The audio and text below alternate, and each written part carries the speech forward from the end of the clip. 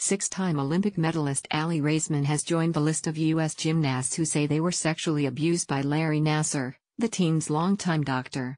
Raisman describes the abuse during an interview on 60 Minutes that will air Sunday and also talks about it in her new book, Fierce, which comes out next week. "I am angry. I'm really upset," Raisman told 60 Minutes, per USA Today. "I see these young girls that come up to me, and they ask for pictures or autographs, whatever it is. I just want to create change so that they never, ever have to go through this."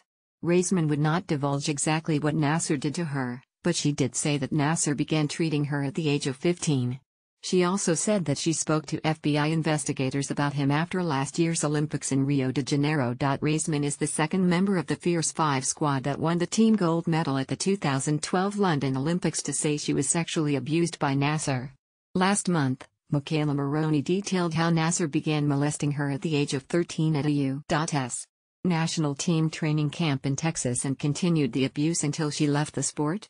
Maroney also said Nassar abused her at the London Games. Maroney's allegations echo those made by other gymnasts who say they were abused by Nassar, that he molested her in the guise of medical treatment for hip and back pain. Nassar, USA Gymnastics team physician for nearly 20 years, pleaded guilty to federal child pornography charges in June and has been accused by more than 100 women and girls of sexual assault during his time as USA Gymnastics team doctor. He is scheduled to be sentenced on federal child pornography charges on November 27 in Michigan. Prosecutors have recommended that he be given a prison sentence of between 22 and 27 years. Nassar still faces 22 state charges in Michigan over allegations that he sexually assaulted children, and convictions in those cases could result in a life sentence. His actions also are the subject of a class action lawsuit filed by his alleged victims against both USA Gymnastics and Michigan State, where Nassar worked for a number of years. In August, Raisman criticized the way USA Gymnastics handled sexual assault complaints against Nassar and others involved with the organization. "It doesn't matter if you're the Olympic champion or you're an 8-year-old that goes to gymnastics in Ohio, or wherever you are in the United States," she told USA Today and the AP. "Every single kid is important, and I want USA Gymnastics to do a better job with that."